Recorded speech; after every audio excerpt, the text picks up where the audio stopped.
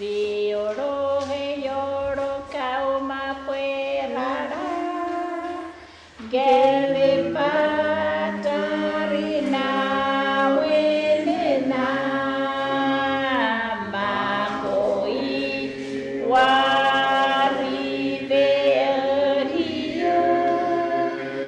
Mais encore, nous nous glorifions en Dieu par notre Seigneur Jésus-Christ, par qui maintenant nous avons obtenu la réconciliation. Amen. Nous allons chanter un cantique. S'il te plaît. Envoyez-vous.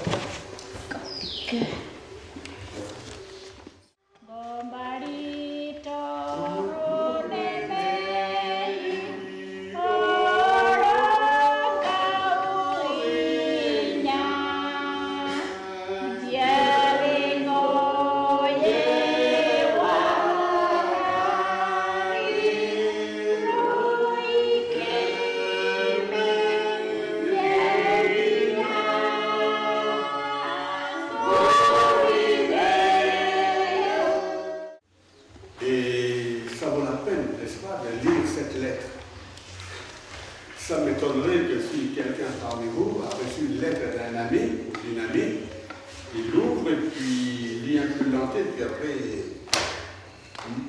non, la personne va lire en entier, n'est-ce pas? Et c'est un peu ce qui nous manque quelquefois, de lire la Bible de la Genèse à l'Apocalypse. Et je vous encourage. Alors, je prépare ce message dans la pensée de préparer chacun d'entre nous, parce que nous avons un jour à rencontrer le Seigneur. Toi-même, est-ce que tu es vraiment réconcilié avec Dieu? Je dois poser quelques petites questions de ce genre pour permettre à chacun de réfléchir. Et il faut maintenant réfléchir et penser. Qu'est-ce que je vais faire lorsque le Seigneur va revenir? Il ne subsiste plus d'hostilité entre nous, il n'y a plus de péché qui paralyse notre relation avec lui. Parce que dès lors que j'accepte le Seigneur Jésus dans ma vie, c'est-à-dire que j'accepte le sacrifice, parce que quand il a présenté son sang, il a dit « Ceci est mon sang », le sang de la nouvelle alliance qui a été répandu sur la croix du Calvaire pour le pardon de nos péchés. Vous comprenez l'enjeu? Donc la réconciliation d'un homme ou d'une femme avec Dieu, c'est cette relation qu'il a maintenant de vivre, non plus pour lui-même, mais vivre sa vie pour Dieu, dans le service, dans le fait de donner quelque chose, dans le fait de participer.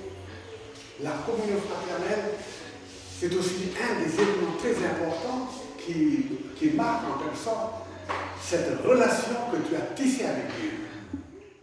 Je le dis fortement parce que c'est une conviction, mais c'est des paroles fortes pour permettre à des gens, à des tribus comme nous ici à Tablion, même si nous sommes isolés, mais que nous puissions nous rester rattachés à la parole de Dieu. Donc, à Jésus-Christ.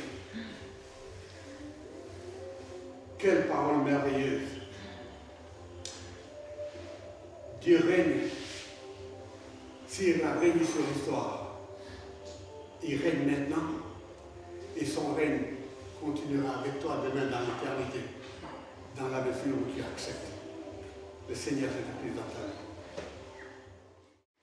Vioro he yoro kauma puerara.